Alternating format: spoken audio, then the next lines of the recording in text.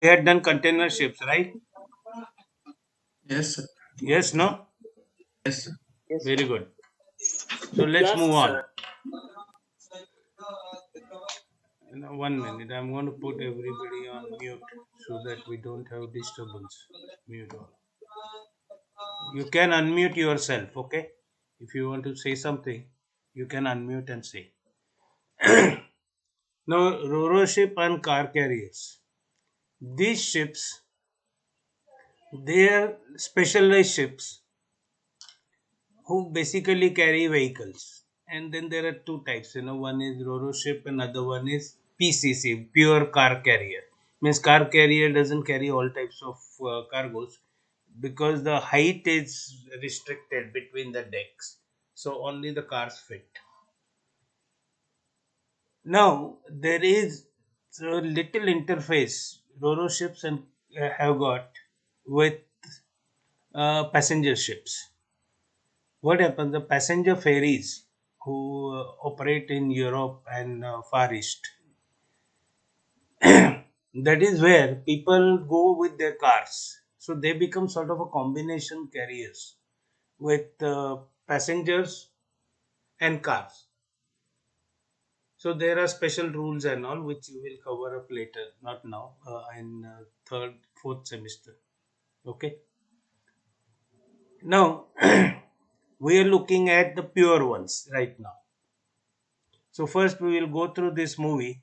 Now what you have to see in this movie is, see, first thing, this ship looks like a big box, correct? Big box. When it comes to water level, it is streamlined so that it has minimum resistance. And a basic idea is to have minimum volume, underwater volume, so that you have a minimum resistance. But you look at it, how it is made of full like a box, cut, small changes made on the ends, and the ship is made. Why? Because they load cars. It is also a portable parking lot. If you have been to any one of the parking buildings, which in the main cities we have them, how the cars are parked, floor by floor. Same way we have got things here. So I'm going to go take you straight on that YouTube. Okay.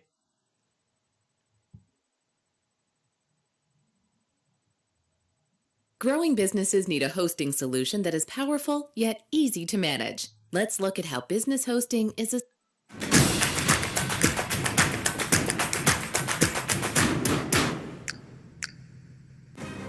transport to the other side of the world. A cargo worth millions, about 10,000 cars, and gigantic machines. What the worst thing is going to happen, somebody gets hurt, somebody gets in between. With every vehicle, the risk increases. Less space, less time to react. Most of the time, the problem is the height. No other ship of its kind can carry so many cars and heavy stuff. On a journey through the narrowest waterways on Earth. You're nervous. Really, you're nervous. But you always have to keep calm. A real mega transport.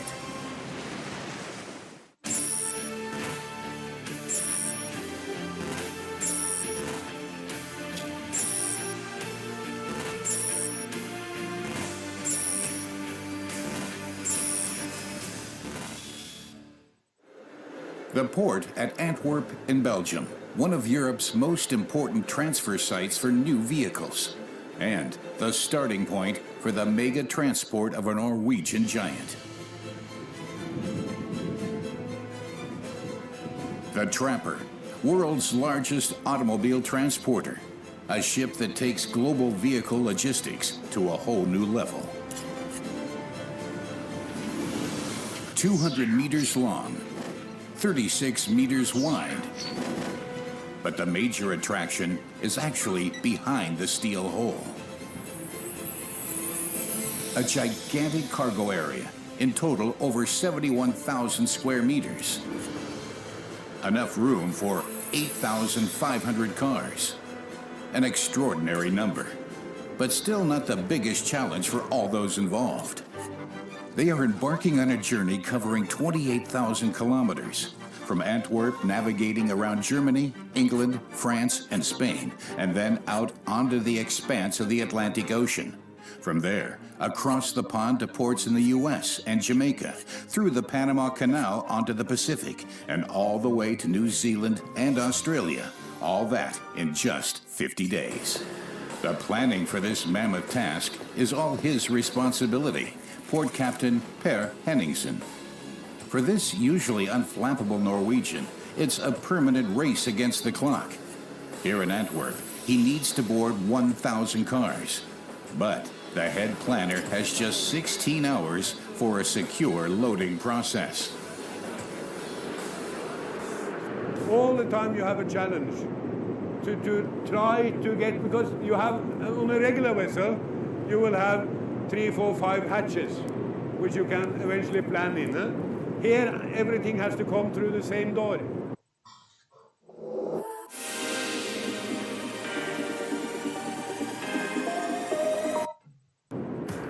But before anything is put on the ship, the massive cargo has to be cleared from the parking lot. A job for 20 on-site port workers known as stevedores. They're the ones that will pick up each and every one of the 1,000 cars. First, there's a check-in using a scanning system. Each scanned automobile is registered and then ready for the mega transport. Only then will it be allowed on board to become one more car on what is the largest floating parking lot in the world. Each vehicle is assigned a specific parking spot, but to do that is anything but simple. The Trapper has 14 cargo decks, which are configured into loading zones by the port captain. Each zone represents a port, at which the ship will load and unload vehicles.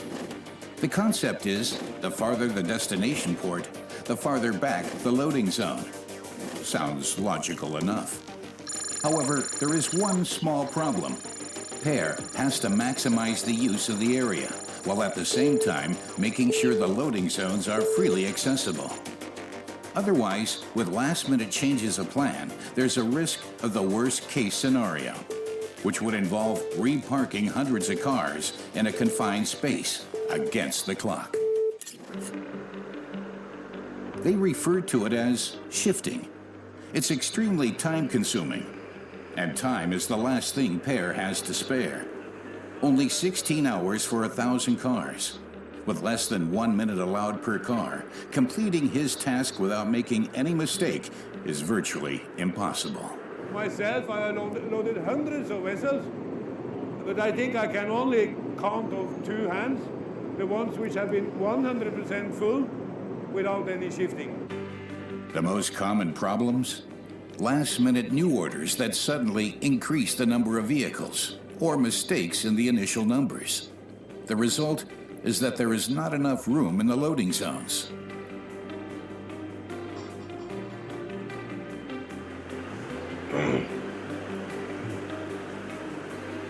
The person responsible for making sure the cars get to their assigned spots is foreman Dimitri Gomerin. He checks the cars in for Port Kembla in Australia and Auckland in New Zealand. What's extremely important here is non-stop contact with his head planner. Yeah, that is very good. Finish as indicated here. Leave this open. Yes, the Auckland. Leave the Auckland. Yeah. Forget about that, and then you are finished. Yeah. And then the Auckland over here. Yes, and make the complete flow stop. Yes. Most of the cars are brand new from the factory. Dimitri's job? A permanent balancing act between speed and precision.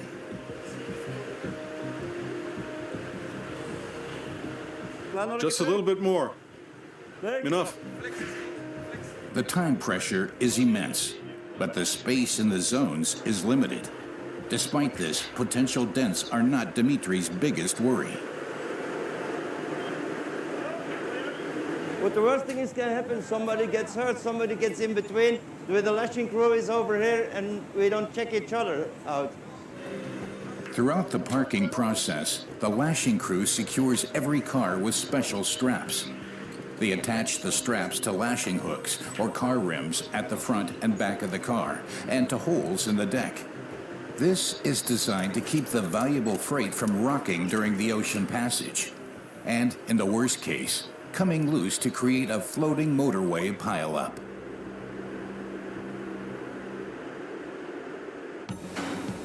More than half the allotted time has now passed, and the first two decks are filling up. But a bit too much, according to the plan from Port Captain Per. Okay. We loaded for Port Kembla 112 already. That's today or including what they did yesterday? I don't know. Did they load yesterday as well, the Port Kembla? Yeah. The problem, a last-minute order for a delivery to Port Kembla, Australia. But the loading zone for that is already full. And the cargo for Auckland, New Zealand is ready to be parked. Port Captain Per has to improvise while keeping one eye on the clock. Maybe you can just leave it open for the time being. You finish Port Kembla. Yes, like always, yes. And then you go down. And then I fill up with the Auckland, or... Fill up that with Auckland. Yes. And then eventually when you need, you go upstairs. And Oh, for the balance. Yes. You want the balance over here. Yes. Okay, no problem. The Trapper has an enormous total load capacity of 21,000 tons.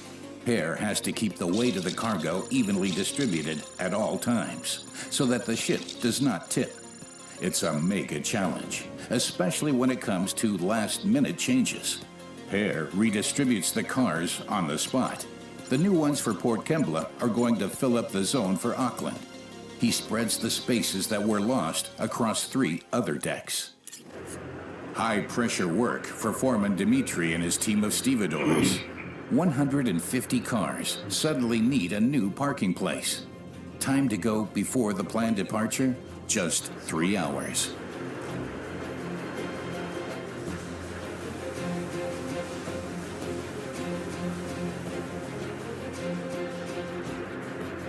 But things look good.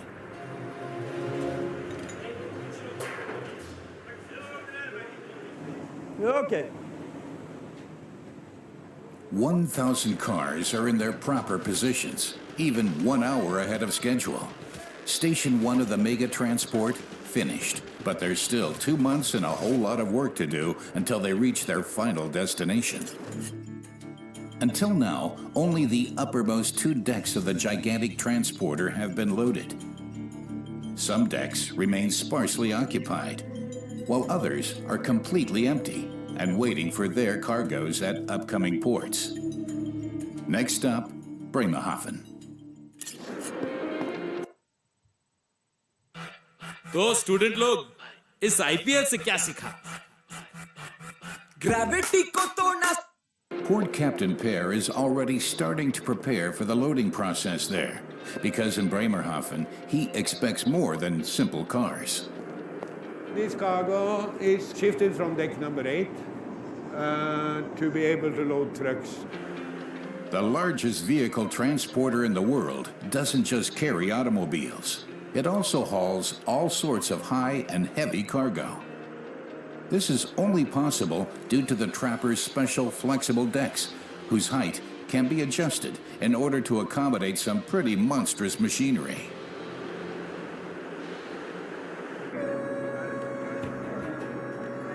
The next morning, the crew prepares for departure on the bridge. Just one last technical step remains, raising the huge ramp.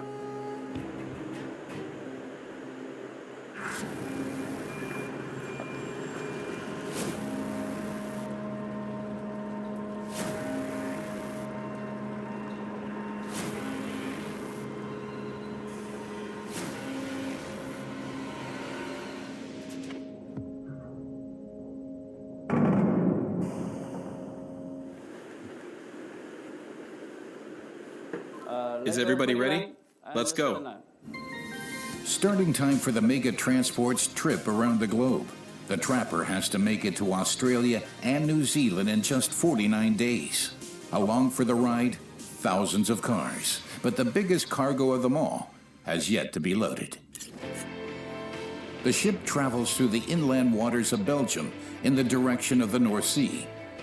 Then, 500 kilometers along the coast of Holland and Germany to Bremerhaven. Day 3 of the mega transport and halftime for the first crossing. For the crew, everything is running calmly and comfortably.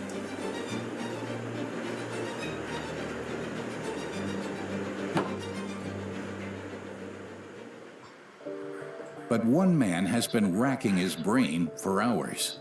Head planner Per has to distribute every car and every high and heavy unit properly across the cargo space.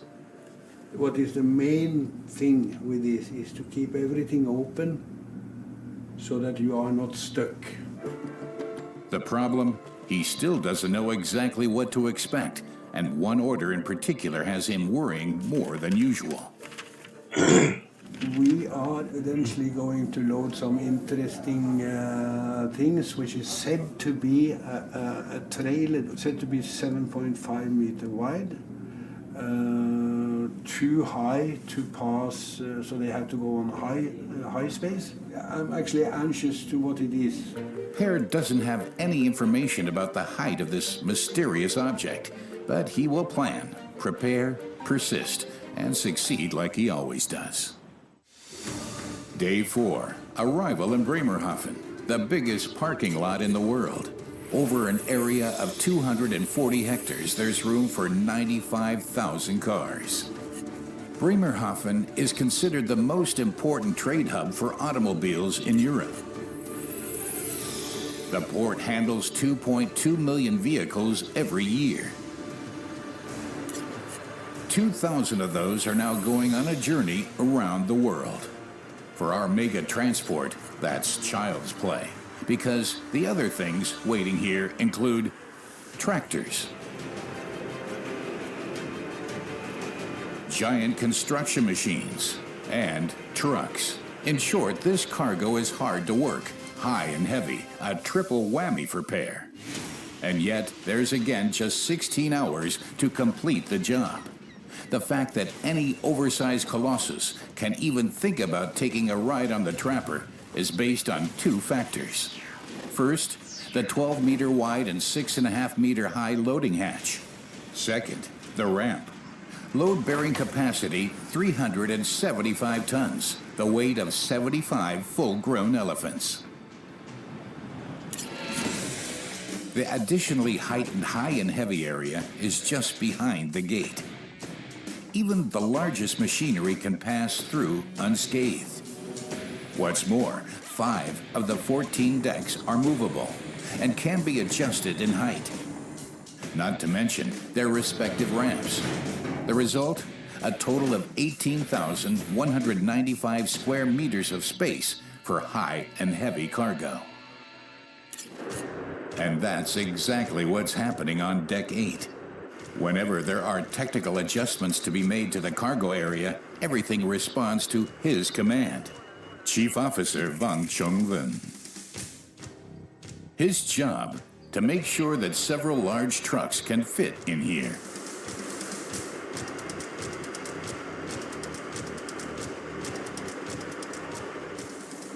Because The height of this deck right now is 2.3 meters. That's not enough. We need 4.2 meters to load the high and heavy cargo here. In just a few minutes, the cargo height practically doubles, and all that without any complicated technology. Wang and his crew push up each of the deck panels using a simple hoist.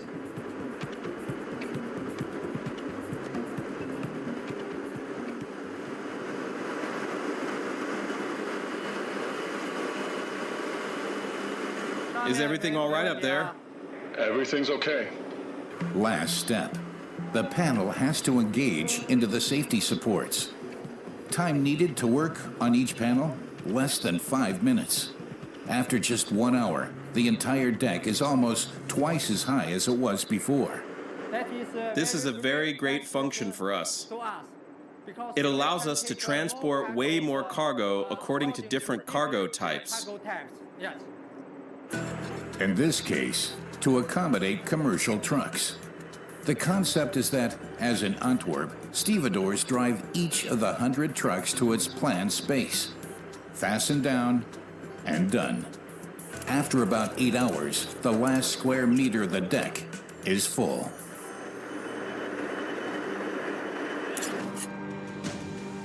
At the same time, the other decks from above are filling up with cars.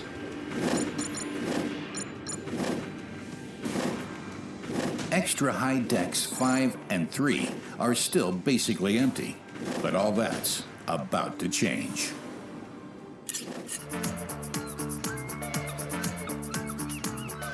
Time for the really massive freight, like this 21-ton screening machine.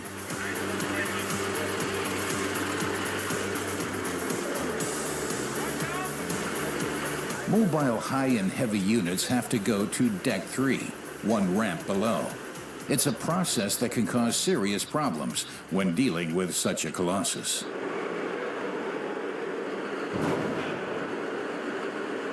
It's down. For the workers, it's a catastrophe. There isn't just the fear that the valuable cargo could be damaged. The huge agricultural machine is now blocking the only access to the deck. This will test Per and his team to their limits.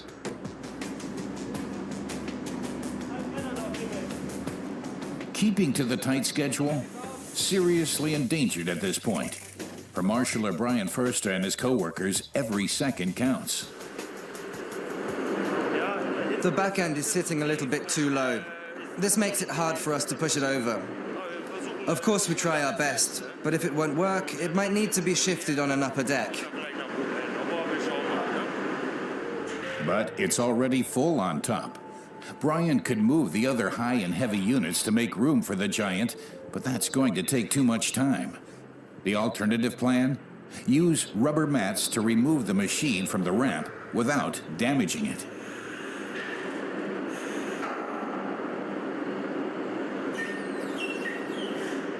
But the first attempt ends in failure.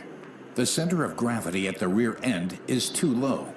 Brian needs to think fast, because the next giant is already waiting. Meanwhile, main deck 5 is slowly filling up, but there's a problem brewing here as well. Our head planter Per is still calmly waiting for his mysterious cargo. Supposedly a 7.5 meter wide unit on a long trailer. But that's all he knows about it.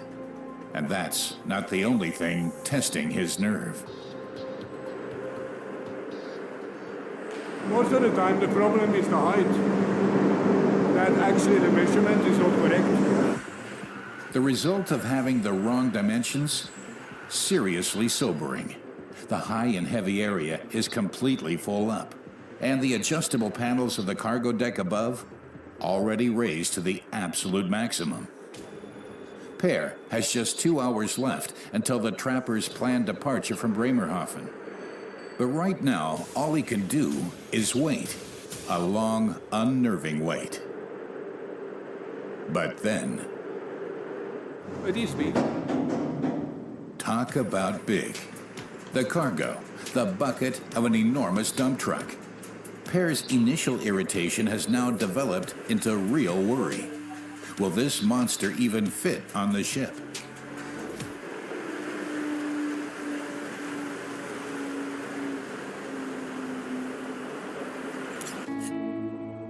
Meanwhile, on Deck 3.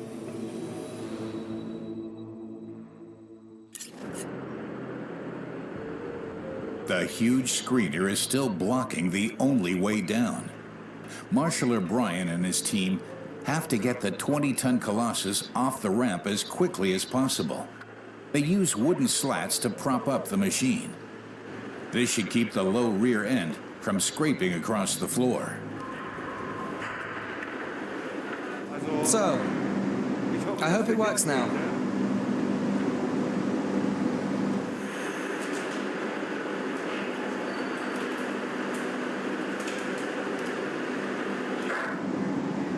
Looks good. Sure enough, The machine slowly starts to move.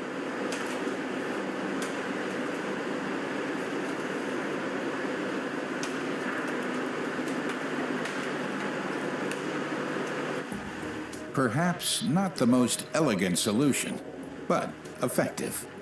The high and heavy unit arrives in the cargo area undamaged, to the great relief of Marshal O'Brien. Well, we're satisfied that it worked, right? Now the path is clear for the really big cargo. Despite the continuing occurrence of minor adversities, hundreds of tons of the high and heavy cargo loads make their way to the deck on schedule. Construction machines, cranes, excavators, the big, bad, and heavy are all in attendance. A good hour before quitting time, there are 199 of the big boys on board. Just one is still missing.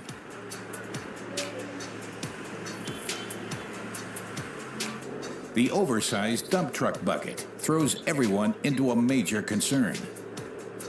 It's totally unclear as to whether the unit will even fit on the deck at all, especially given its height. Raising the cargo area is highly problematic because, at the moment, the decks above it are all full. The worst case scenario, you would have to discharge maybe 200-300 cars to be able to lift the pedal. It would be a monumental effort, which is no longer achievable. At least not in the time they have left, which is about an hour before the mega transport's scheduled departure.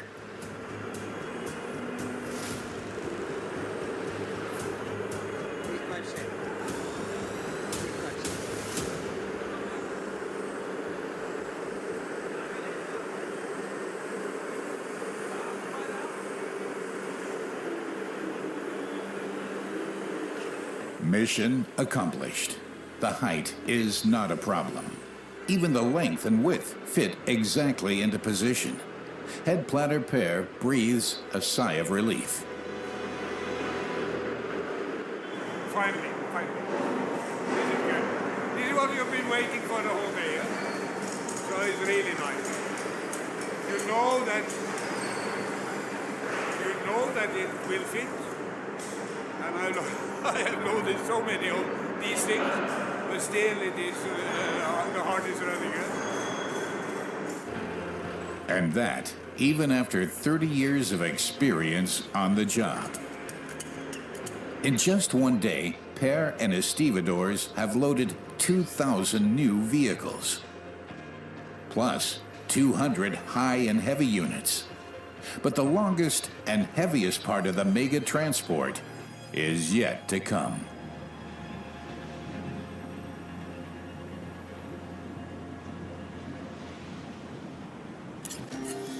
Loading and unloading continues at the next stops in Europe: England, France, and Spain.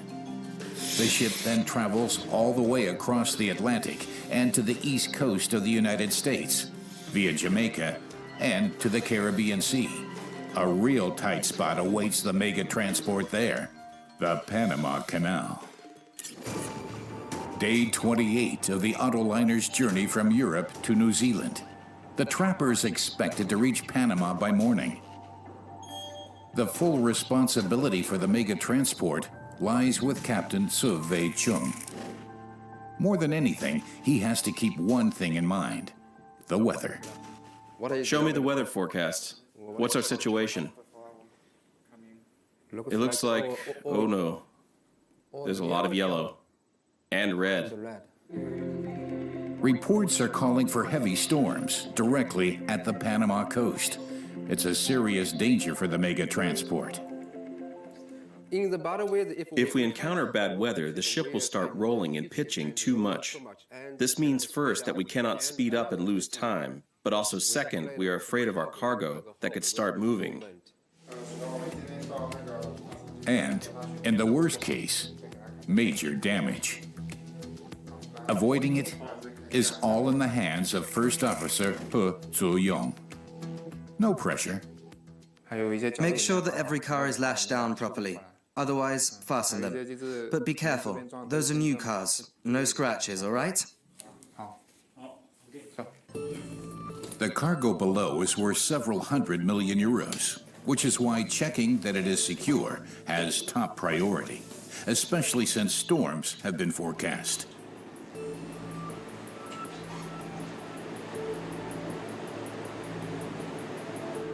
Checking the cargo regularly has another reason. During the course of the journey, vibrations in the ship cause the lashings to loosen.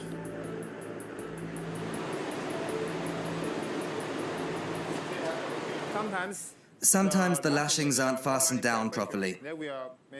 Sometimes the angle isn't right, and some cars are even missing a lashing. Lashings need to be anchored at a 45-degree angle. If they're too loose, the cars could shift. And because they're parked so close together, they would then crash into each other.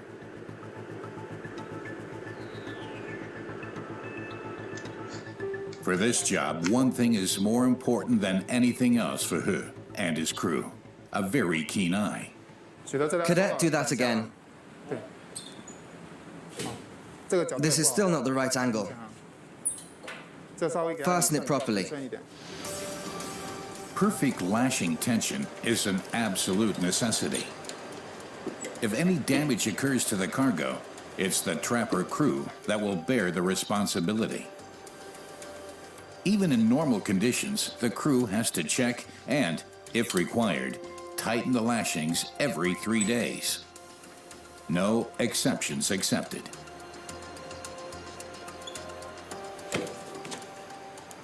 We need to check every single car. To prepare for the looming storm, the guys add chocks to make sure the cars don't move. It's an extra security measure that for 8,500 cars takes several hours to complete.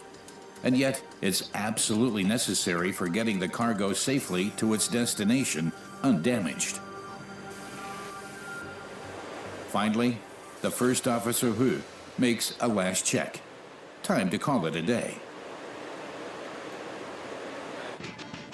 As the ship continues to approach the storm, there's nothing left for the crew to do but wait.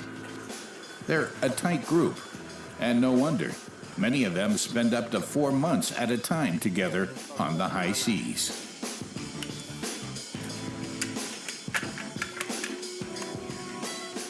Where's my card? I don't have it. Oh, crap. Most of the crew members see each other more than they see their own families. It's a tough break and a major challenge. Each of them plays their part in making sure a mega transport of this magnitude is pulled off trouble-free. But trouble-free isn't how you describe the bridge at the moment. The storm brewing is a major source of worry for Captain Su.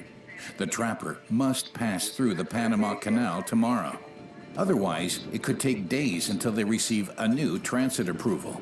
A storm on the open seas would be a problem, but in the unforgiving confines of the canal locks, it could be a catastrophe.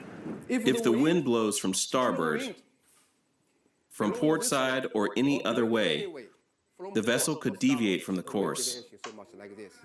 But in the lock, there is no room for deviating, which means the vessel could collide with the lock's wall. The transit slots for the Panama Canal are scheduled precisely. Any deviation would cause a major backup and is therefore not tolerated. You're nervous. Really, you're nervous. But you always have to keep calm. The trapper's scheduled transit, 4 in the morning, in complete darkness. But even in the best conditions, the trip will be a challenge. The Panama Canal joins the Atlantic and Pacific Oceans. First, there's a 3-level lock system that lifts the ship 27 meters to the man-made Gatun Lake. From there, it's 82 kilometers through the narrow canal. Another lock awaits them at the end, which will take the trapper onto the expanse of the Pacific Ocean. For a mega transport like ours, such an excursion was impossible until very recently. The canal is over 100 years old and was designed for the largest ships at that time. Maximum width, 32.3 meters. For behemoths like the Trapper, that's not enough. Canal authorities began construction on newer, larger lock systems in 2007. Since its opening in 2016, ships belonging to the so-called Neo-Panamax class can now transit the canal, and that includes the Trapper. But even though the new lock chambers are 55 meters wide, for the Trapper, this means not even 10 meters clearance on either side.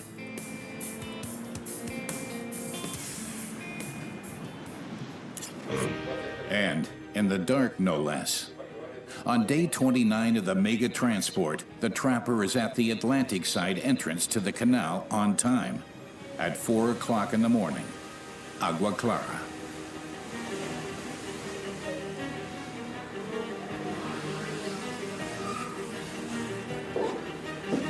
To manage the lock chambers, the crew now has local support.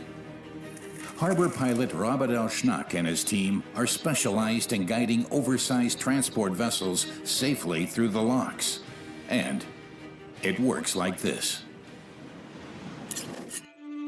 The man-made Panama Canal is 27 meters above sea level. To get the mega transport up this high, it uses 3 lock chambers, like steps. When the ship gets to the first chamber, the chamber is pumped full of water to raise the Trapper up by 9 meters. The process is repeated for a second and third time, each raising the ship by 9 meters. The difficulty? The captain and pilot need to position the ship perfectly in the middle of the lock chamber. Because during the pumping process, the engine must be stopped, which means there's no chance to make corrections. Here we go. Chamber 1 of 3. The challenge is maneuvering the vessel straight through. In order to steer the course on the high seas, the Trapper uses an automatic steering system. But while going through the locks, the ship has to be maneuvered manually, as required by law. For the entire duration of the canal transit, the pilot gives the orders to the captain. But Captain Su still has the last word. Starboard 10, please. Starboard 10. Got starboard 20. Starboard 20. Each command decides whether the ship will keep its course or crash into the wall.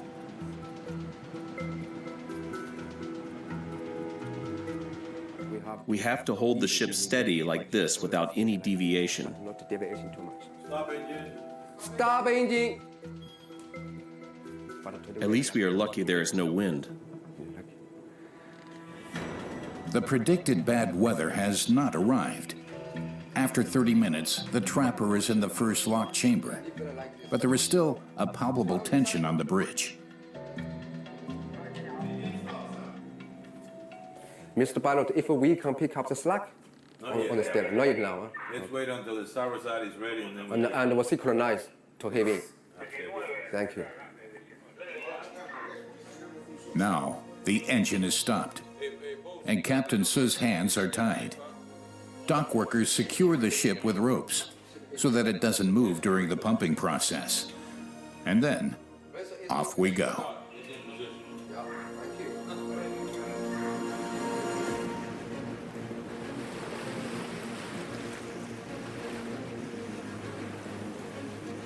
Within 8 minutes, the Trapper is raised 9 meters. Now the path is clear to chamber number 2.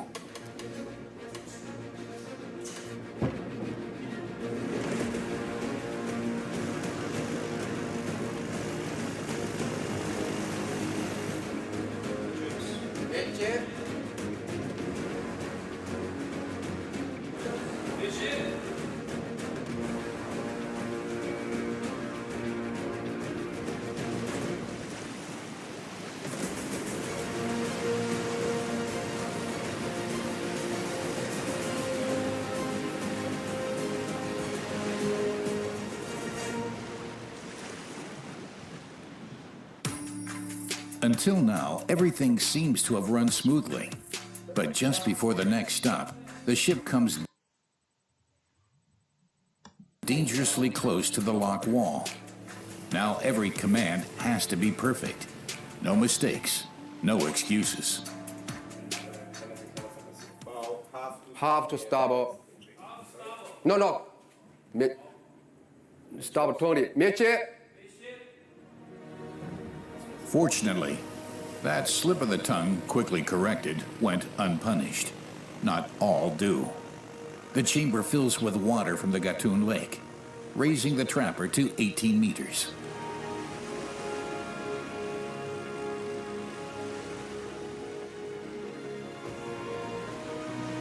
"30 to 40 ships pass through the locks every day. This requires the services of almost 300 pilots. They get additional support from 36 tugboats, which help the ships to keep the tight course. It's a major effort, and therefore a major expense. The cost of a single passage for a mega transport like ours? Up to 400,000 euros.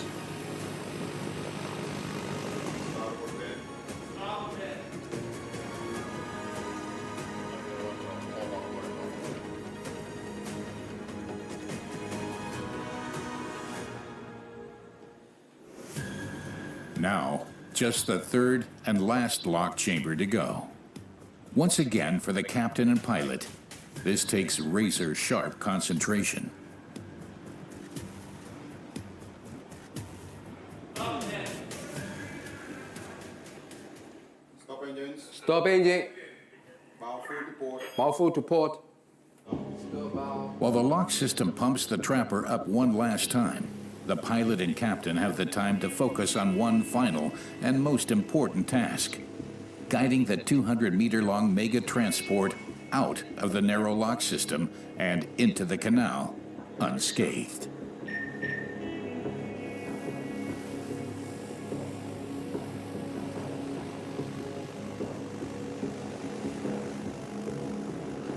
The trapper is now 27 meters above sea level, the level of the Panama Canal. To safely reach it, Captain Su needs to bring the trapper out of the lock in as straight a line as possible. To do this, he uses the yellow line as a guide. So that the rear does not swing out, the ship must always move parallel to the line.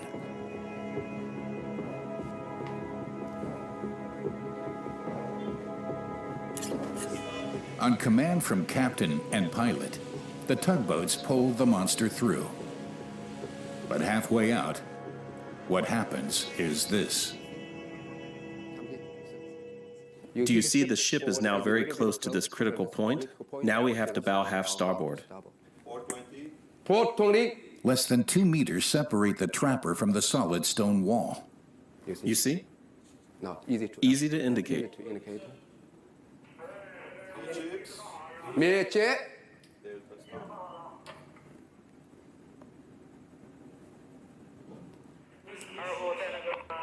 Okay, Meche. Third officer, is the back out of the lock? It has just gone out. Starboard 10. I repeat, it has just gone out. Great. So we are safe at the back corner? Are we safe? Exactly, we're safe. Okay. Meche. Bow half to starboard. Meche. That's starboard. Mr. Pilot, ship is staying clear of this corner. Okay, good. Thank you. They did it. After 3 nerve-wracking hours, the ship and its cargo remain undamaged and can continue their journey through the Panama Canal.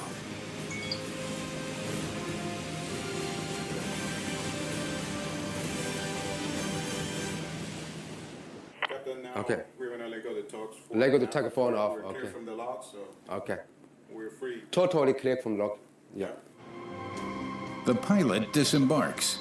Captain Su once again takes full control of his ship.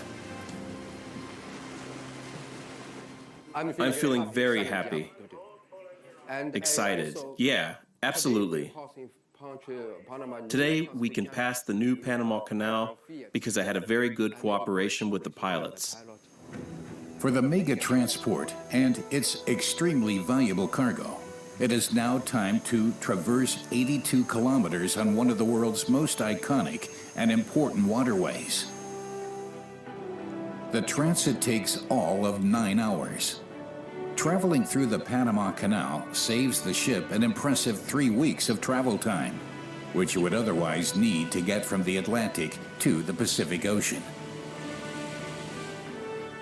No wonder that annually, in excess of 15,000 commercial ships travel through it. Since the expansion, the annual cargo loads have doubled to 600 million tons. That's 6% of all maritime freight traffic in the world, which includes our mega transport. And even after 20 years of professional experience, it's still a special event for Captain Su. I am very proud to be captain on this vessel, and I'm excited to experience the Panama Canal. The Trapper is scheduled to reach Australia and New Zealand in 3 weeks.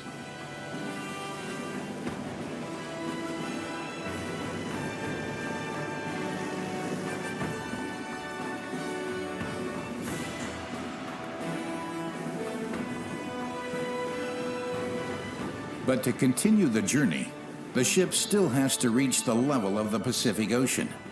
At the end of the canal, Su and his crew face another 3-chamber lock system, the Kakoli locks.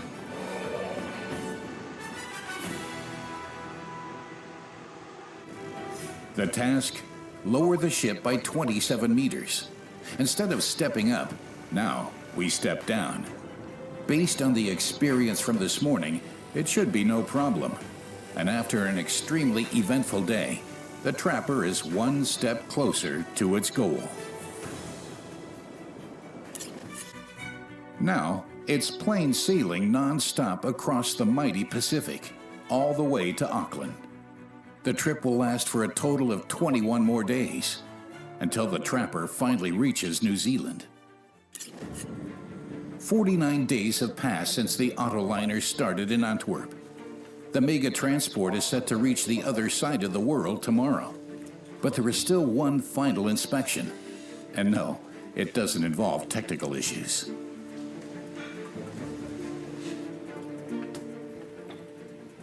If we have any insects on board, this is against the law, especially in countries like Australia and New Zealand. In the worst case, the authorities could prohibit the crew from opening the gates and keep them from delivering thousands of cars. Okay, Chef, we're going to check the kitchen now. It's no joke. A crew looking for needles in the haystack. Top priority, for certain. Chef, you've got cooking oil here. I can feel it on my fingers. Brush that away. Chef, come here. The floor is dirty. You should wipe down here, okay? Okay. New Zealand has some of the strictest quarantine regulations in the world, especially when it comes to food. We're literally talking about every grain of rice here.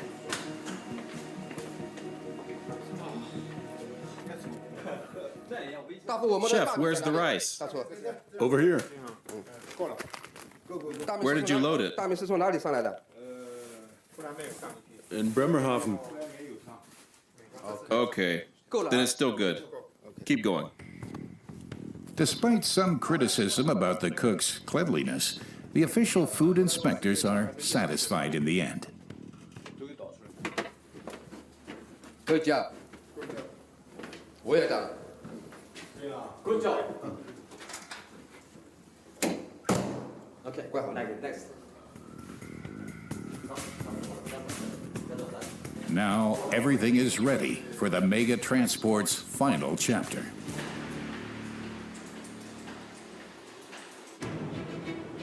Day 50. Despite a monumental stretch of over 28,000 kilometers, the world's biggest autoliner is on time at its first port of call on the other side of the world, Auckland, New Zealand.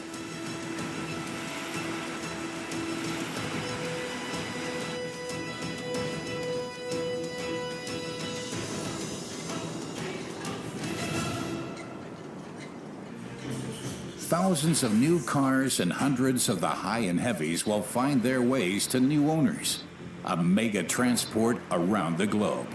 All possible thanks to a bunch of little gears interlocking perfectly. Stevedores who bring each vehicle on board and then offload them with incomparable dedication. Just like I was young, I was playing with the cars, with the toys. Now it's the same, but it's a little bit bigger. Dock workers who solve every problem, even when it's tricky, and our unflappable port captain, without whose meticulous planning, everything would collapse like a house of cards. It's like Christmas every time it happens. It's really, really satisfying, because you have worked so tremendous hard. The biggest vehicle transporter in the world. After 50 days of extreme logistics, this mega challenge of a transport has reached the goal of its journey, the other end of the world. It's now officially a real mega transport.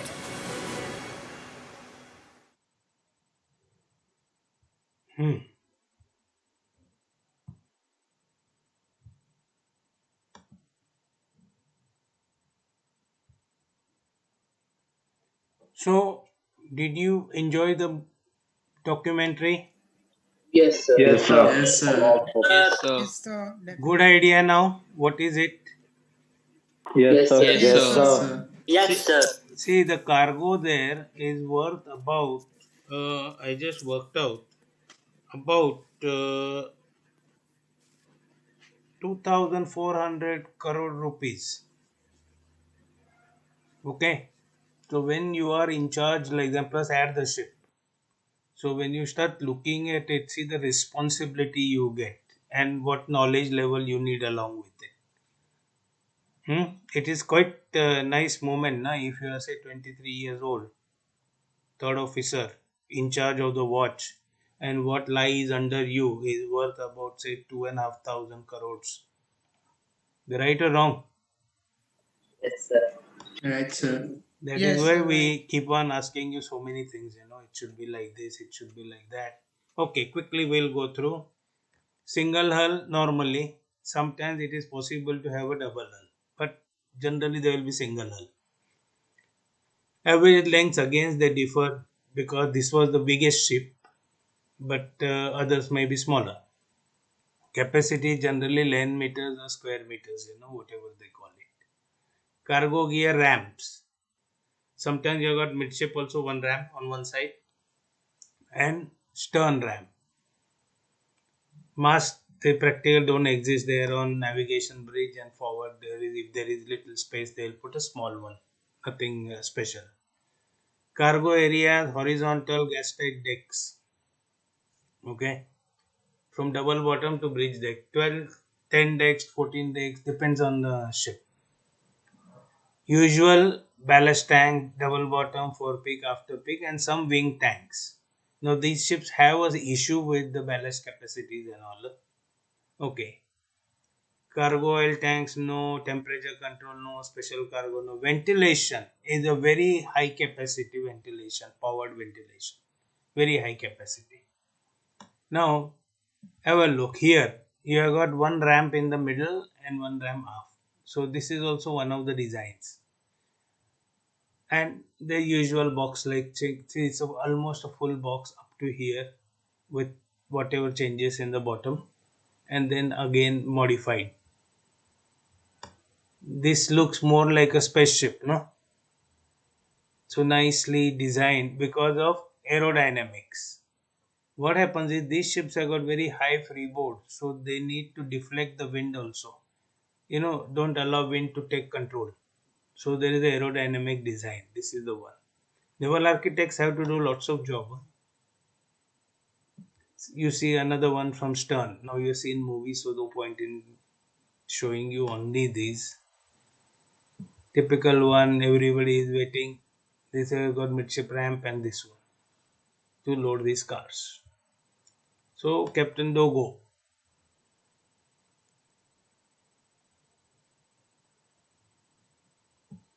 Okay, I think it is enough time, no? You can read it further.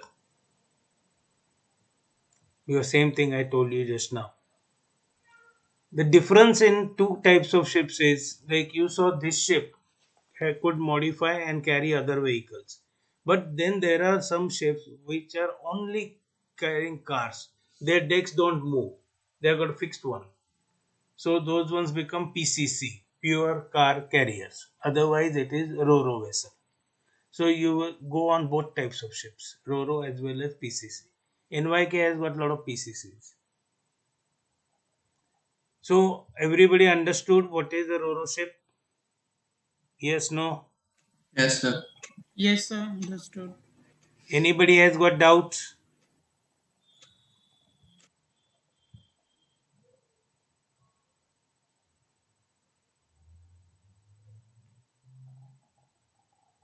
No, anybody. If you are in the class, you will be marked present. Don't worry. So, any doubts? Anyone? No? I'm going to see you after Diwali.